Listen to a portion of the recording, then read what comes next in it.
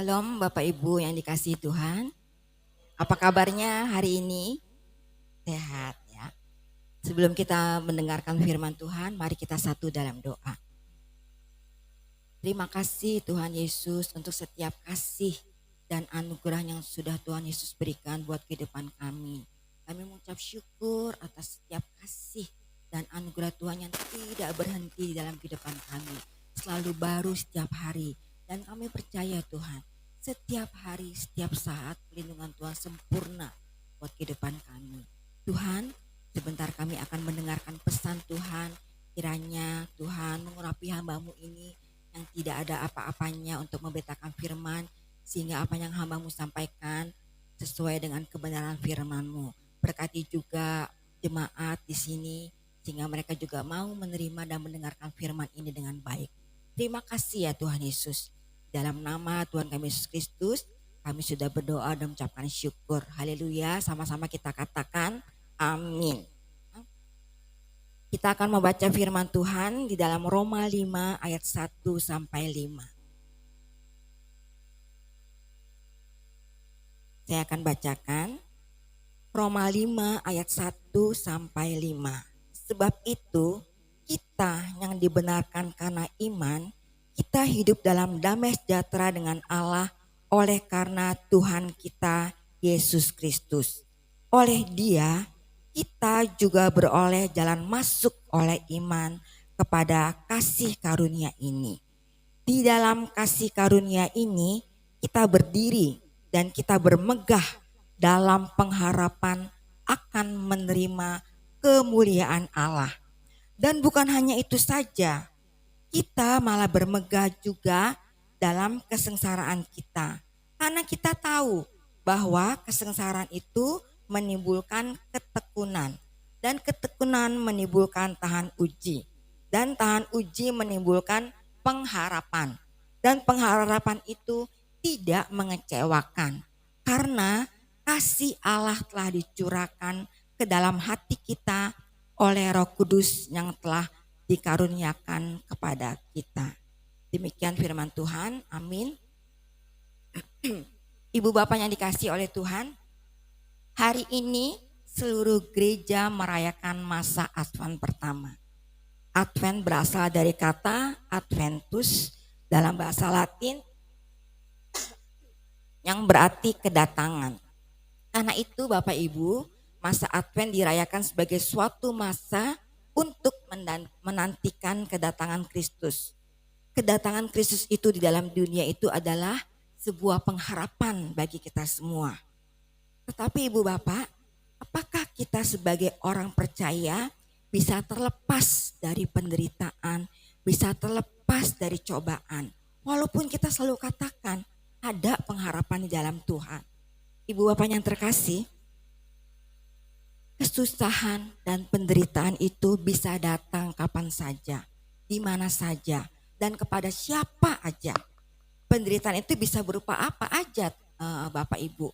Bisa berupa tekanan, kegagalan relasi, kehilangan pekerjaan, kegagalan usaha, sakit penyakit, bahkan kematian orang yang kita kasihi. Dan begitu banyak masalah-masalah yang lain. Dan kesusahan itu bisa menimbulkan apa? Pergumulan yang sangat berat buat kita. Sehingga membuat kita, walaupun kita sudah dekat sama Tuhan, kita sering bisa berputus asa.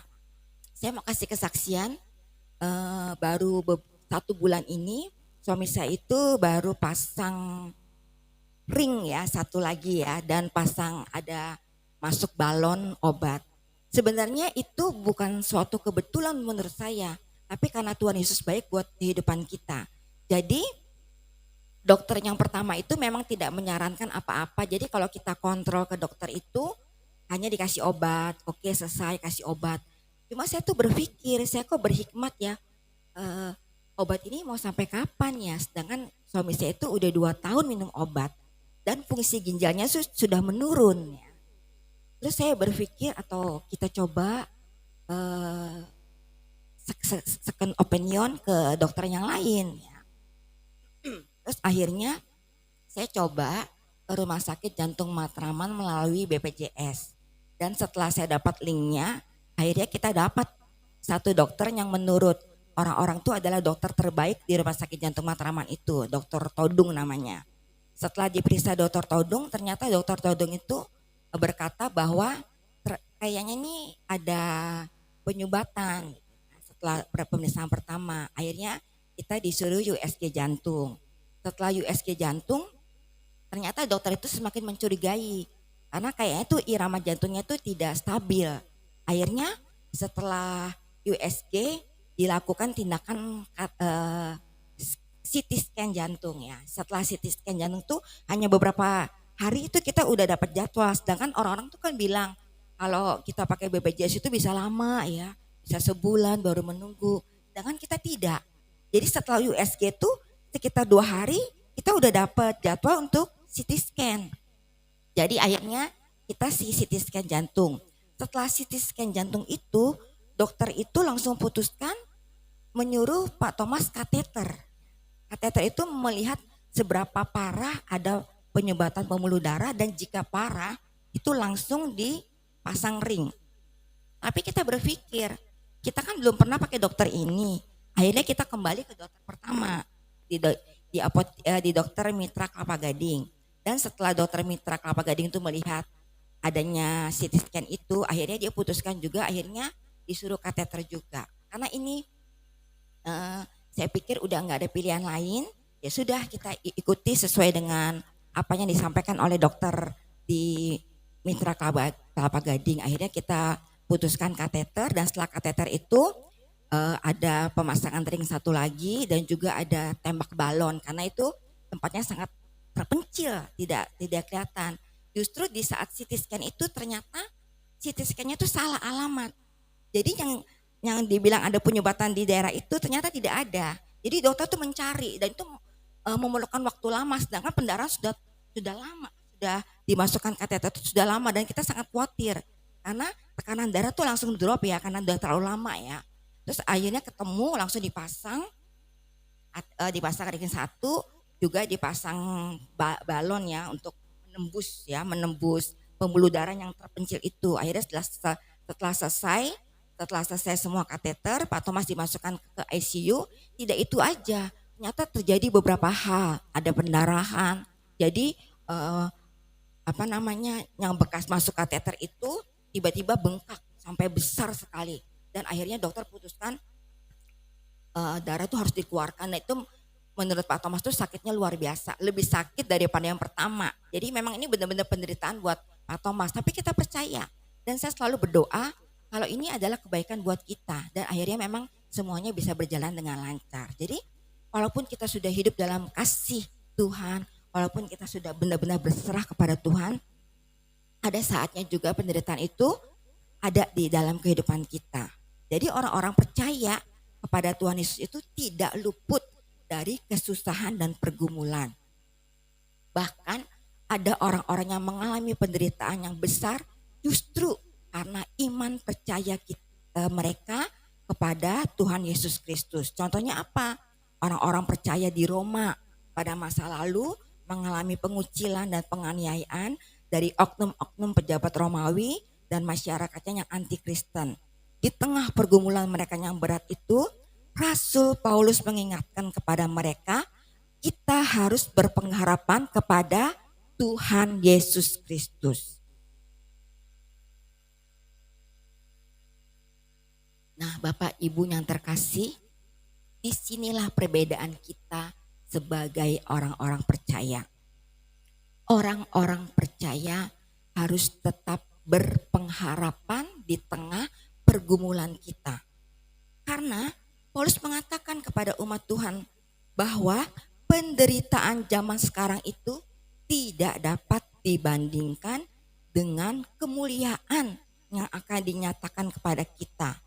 Kristus, Tuhan Yesus Kristus telah mati dan bangkit buat kita untuk menebus dan menyelamatkan orang-orang percaya. Tuhan Yesus telah naik ke surga dan duduk di sebelah kanan Allah Bapa. Dia akan datang kembali dalam kemuliaannya untuk menghakimi dunia dan membawa umat percaya untuk hidup bersamanya di dalam kemuliaan surgawi. Jadi Bapak Ibu, kita tuh diselamatkan oleh karena kasih karunia Tuhan Yesus, bukan karena kehebatan kita. Oleh karena itu Bapak Ibu, di tengah-tengah pergumulan kita, kita harus tetap setia dan tekun. Meskipun di dalam kesusahan dan penderitaan yang kita alami, andai ada kalanya kita tuh lihat pertolongan Tuhan kok lama banget ya. Kenapa Tuhan gak menolong kita? Tapi kita harus tetap berpengharapan kepada Tuhan. Karena apa? Tuhan tidak akan meninggalkan kita. Dia adalah Tuhan Yesus yang selalu setia kepada kita. Padahal sering sekali kita selalu berkata, oh Tuhan gak ada ya di tengah-tengah persoalan kita. Oh Tuhan tidak ada ya di tengah-tengah penderitaan kita. Padahal tuh Tuhan ada di depan kita. Padahal tuh Tuhan ada selalu bersama kita. Nah, bagaimana supaya kita terus menerus tahu dan berpengharapan hanya kepada Tuhan Yesus. Walaupun kita begitu banyak dihadapkan oleh berbagai tantangan dan pergumulan yang kadang terasa sangat berat. Pertama, tadi Bapak Gembala kita sudah katakan berdoa. Berdoa itu tidak ada cara lain, kita harus berdoa. Jadi kalau misalkan kita kadang-kadang gini ya, kalau ada persoalan kita minta pendapat sama orang, ya berdoa aja. Memang berdoa, tidak ada cara lain. Karena hubungan kita sama Tuhan itu ya dengan berdoa. Mungkin kita merasa kedekatan dengan Tuhan Yesus itu hanya terasa saat kita kuat, saat kita bersemangat untuk melayani. Padahal Tuhan Yesus juga dekat di saat kita lemah. Dia tidak menunggu kita pulih baru datang kepada kita. Tetapi Tuhan Yesus ada di tengah kepedihan kita sendiri. Mungkin air mata yang kita kira tanda kekalahan kita.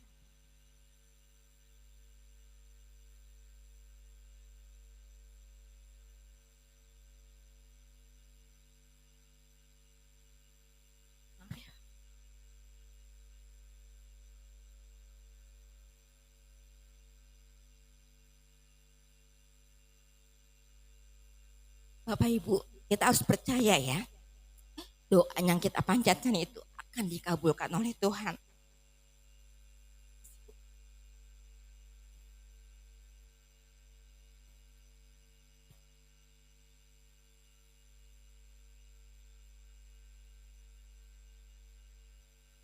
Bapak Ibu yang terkasih, kita harus percaya kalau setiap doa kita itu pasti dijawab oleh Tuhan dan Tuhan mendengarkan doa-doa kita. Tapi yang kita harus tahu apa? Kitanya ini yang harus juga memberikan yang terbaik buat Tuhan Yesus. Nah itu, berdoa itu sangat penting buat kehidupan kita. Yang kedua Bapak Ibu, membaca Alkitab. Nah ini yang kadang-kadang kita lupa ya. Bangun pagi, kita kadang-kadang tidak memperhatikan itu, kita sibuk dengan kegiatan-kegiatan kita. Kita sibuk dengan segala aktivitas kita. Padahal membaca Alkitab itu sangat penting. Jadi saya memang selalu mengikuti satu grup untuk baca Alkitab. Jadi saya setiap hari itu baca Alkitab tiga perikop, 3 pasal bersama-sama dengan kelompok Alkitab itu. Jadi buat saya itu terpacu. Saya harus baca Alkitab. Kalau tidak begitu kita nggak akan bisa membaca Alkitab ya. Jadi Bapak Ibu, Alkitab itu adalah sumber hikmat dan penghiburan. Membaca dan merenungkan firman Tuhan dapat memberikan kelegaan dan semakin kita percaya kepada Tuhan Yesus. Karena apa Bapak Ibu? Firman Tuhan itu mengandung janji-janji yang meneguhkan hati dan mengingatkan kita bahwa Tuhan Yesus selalu menyertai kita. Dan firman Tuhan kita akan lebih bisa melihat setiap pergumulan dengan kacamata iman kita. Bahwa apa Bapak Ibu, di balik setiap pergumulan yang ada, pasti ada rencana Tuhan yang indah di dalam kehidupan kita. Dan Bapak Ibu, yang ketiga itu kita harus selalu mengingat berkat dan mujizat Tuhan di dalam kehidupan kita. Nah Bapak Ibu, kalau misalkan kita sedang merasakan penderitaan yang luar biasa di dalam kehidupan kita, kita bisa mengingat berkat dan mujizat yang telah Tuhan berikan buat kita itu. Oh di masa lalu Tuhan sudah menyelamatkan kita loh. Tuhan tidak akan mungkin meninggalkan kita. Itulah yang menjadi kekuatan kita. Jadi pengalaman masa lalu itu bisa menjadi saksi bahwa Tuhan Yesus selalu setia di dalam kehidupan kita. percayalah Bapak Ibu bahwa Tuhan Yesus itu selalu memberikan yang terbaik kepada setiap orang yang beriman kepada Tuhan Yesus. Tuhan Yesus mengasihi, memelihara, dan memberkati kita. Tuhan Yesuslah yang memilih, menentukan, dan membenarkan dan memuliakan kita. Jadi di setiap pergumulan, di setiap penderitaan, di setiap kesusahan kita, saya percaya kita masih memiliki pengharapan kepada Tuhan Yesus. Ibu Bapak yang dikasihi Tuhan, di dalam Mazmur 103 ayat 13 dikatakan, seperti Bapa sayang kepada anak-anaknya, demikian Tuhan sayang kepada orang-orang yang takut akan Dia. Nah, coba kita merenungkan firman ini. Seorang bapak, misalkan kita bayangkan kalau kita seorang bapak, ketika kita melihat anak-anak tumbuh dewasa dengan segala tingkahnya menyenangkan atau menjengkelkan, ada saat membuat mereka kita marah, ada juga saat mereka membantah atau memilih jalan kita sendiri. Tetapi apapun, hati seorang bapak tetap melekat pada anak-anaknya. Seperti ada benang halus yang tidak pernah putus. Nah, juga di saat momen-momen ketika kita menunggu mereka pulang, ketika kita menguatkan mereka saat mereka bingung memilih jalan, ketika kita mengesampingkan keinginan dan kelelahan tubuh kita, demikianlah Tuhan juga menolong kita. Di situ membuat kita tersadar, ternyata Tuhan Yesus juga melakukan hal yang sama buat kita. Bukan kasih yang menunggu saat kita berkelakuan baik, tetapi kasih yang bersumber dari hati Tuhan Yesus Kristus sendiri. Kasih yang tidak pernah kering. Kalau kita sebagai manusia biasa saja begitu melekat pada anak-anak kita, apalagi Bapa yang sempurna. Kalau kita bisa memaafkan, menerima kembali, menguatkan, dan memberi yang terbaik kepada anak kita, apalagi Tuhan Yesus kita. Kita harus percaya bahwa Tuhan terus mengasihi kita. Kita harus percaya dan terus berpengharapan kepada Tuhan Yesus. Karena apa? Kita adalah orang-orang yang dikasihi Tuhan. Seperti saya mengasihi anak-anak saya, demikianlah Bapak mengasihi saya jauh lebih besar, jauh lebih dalam, dan jauh lebih indah dibandingkan kasih Bapak di dunia ini, dibandingkan kasih Bapak kepada kita. Ibu Bapak yang terkasih, Natal itu adalah berita tentang pengharapan akan janji Allah, bahwa iman dan ketekunan di dalam pengharapan pada akhirnya akan berbuah indah. Tuhan Yesus tidak pernah gagal dengan rencananya untuk manusia. Tuhan Yesus tidak pernah lalai menepati janjinya. Jadi Bapak Ibu, semangat pengharapan hendaknya menjadi fokus kita di dalam memasuki Natal. Mungkin saat ini kita tengah mengalami kesesakan, mungkin di saat ini kita tengah mengalami pergumulan, kesedihan, kesakitan, dan rupa-rupa masalah. Kiranya Natal dapat memperbaharui dan meneguhkan pengharapan kita. Supaya apa? Agar kita tidak menyerah, tetap dengan iman kita, teguh dengan keyakinan kita bahwa Tuhan Yesus tidak pernah meninggalkan kita sendiri. Pada saatnya Tuhan Yesus akan turun tangan menjadikan segala sesuatu indah pada waktunya. Bapak Ibu yang terkasih, pengharapan inilah yang perlu kita teruskan, kita sebarkan pada siapa saja di sekitar kita. Memotivasi semangat hidup, menyingkirkan keputusasaan. Karena kita percaya Tuhan Yesus itu datang buat kita semua. Tuhan Yesus itu datang membawa pengharapan baru. Tuhan Yesus itu datang membawa penghiburan dan janji yang setia kepada kita. Sehingga melalui pengharapan itu membuat kita tidak gentar untuk melangkah menghadapi semangat baru di dalam tahun yang baru nanti. Terima kasih Bapak Ibu, Tuhan Yesus memberkati. Tadi itu saya ada ini ya, lagu itu bisa ditayangkan. Oke, kita akan mendengarkan satu pujian penghiburan buat kita bahwa Tuhan Yesus itu begitu sayang kepada kita.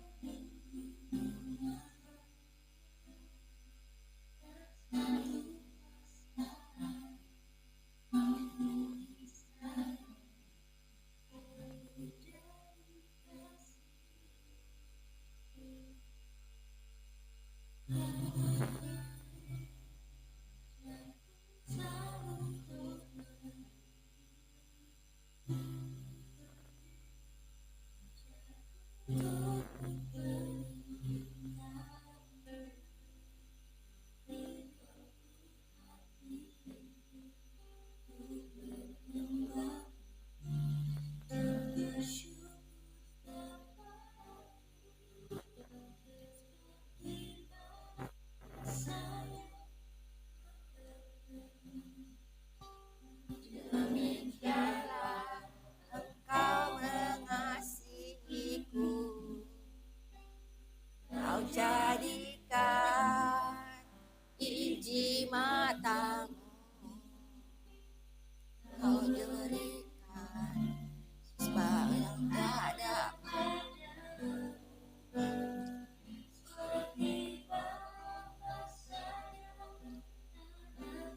Nanti Pak Thomas akan menutup dalam doa.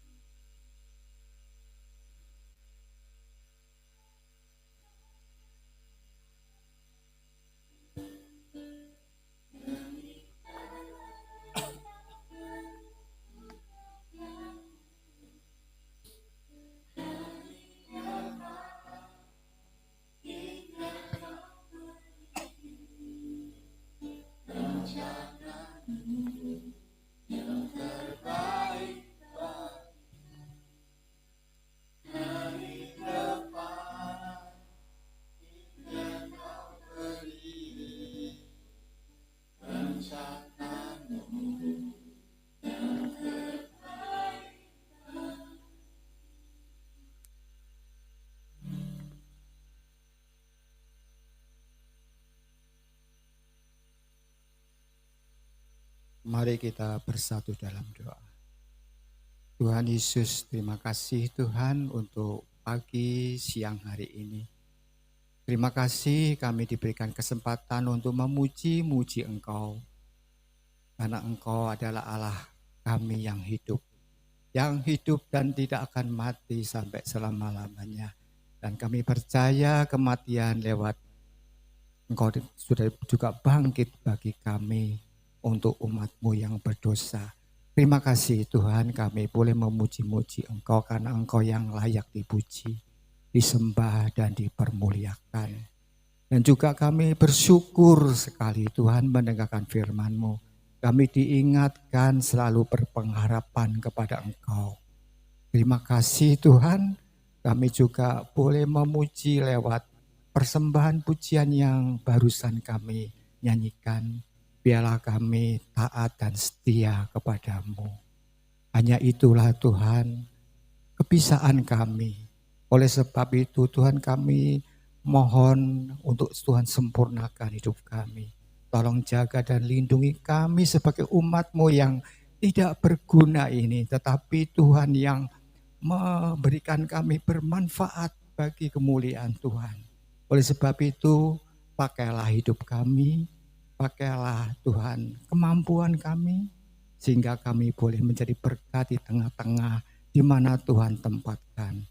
Tuhan kami juga berdoa untuk hamba-Mu, itu hamba-Mu Triwati yang saat ini sudah melayani firman, biar Engkau berkati dimanapun dia berada, baik dalam pelayanan yang Tuhan sudah pakai di Wanita Bijak maupun di gereja dimanapun dia berada dan juga di tempat ini GPI Hati Kudus, biarlah Tuhan Engkau berkati. Dan juga kami berdoa untuk hamba-hamba-Mu di tempat ini Tuhan. Tuhan berkati hamba-Mu Pendeta Bapak Darius yang menjadi gembala di tempat ini bersama ibu dan seluruh keluarga, anak, cucu dan keluarga besarnya. Pakailah hamba-Mu sungguh luar biasa, lengkapi dengan segala keterbatasannya. Biarlah Tuhan Engkau pakai untuk memuliakan nama Tuhan. Demikian juga seluruh pengerja penatua majelis di tempat ini. Tuhan pakailah untuk menopang hamba-Mu untuk menjadi tiang yang kuat, untuk saling menguatkan satu dengan yang lain. Kami berdoa untuk hamba-Mu Bapak Hadi bersama ibu, anak dan seluruh keluarganya. Berkati dengan penuh berkat daripada Tuhan, kesehatan semua Tuhan limpahkan supaya lewat kesehatan, lewat kekuatan yang Tuhan sudah berikan, mereka dapat melayani Engkau dengan sungguh-sungguh. Tuhan terima kasih. Ini kami ya Tuhan dengan segala terbatasan, biarlah Engkau yang akan memberikan kami kekuatan. Terpujilah Engkau Bapa, kekal untuk selama-lamanya. Haleluya. Amin.